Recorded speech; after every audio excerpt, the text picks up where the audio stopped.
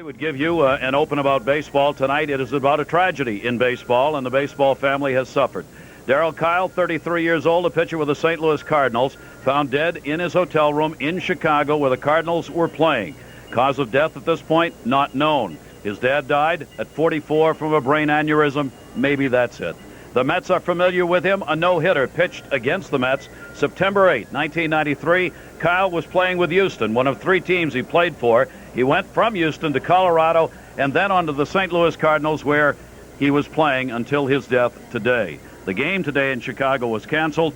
Tom, it is just an unimagined sudden tragedy. Well, no matter what uniform you wear, Gary, in this game of baseball, the guys that play for your opposition, against you, or with you, it is part of a fraternity, and it's a huge shock. And I think the first thing that I thought about was his family, unfortunately, what the tragedy meant to them. But he was a right-handed pitcher. He was a warrior. I talked to Tony La Russa about him, and I said, what about Kyle? We were doing one of the games in which he was pitching last year, and he said, Tom, he's a horse.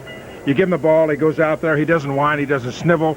He gives you that professional outing every time that he goes to the mound, and it's a huge loss, and he was a great athlete and a fine pitcher. A tragedy that will be memorialized here before the start of the game at Shea Stadium tonight.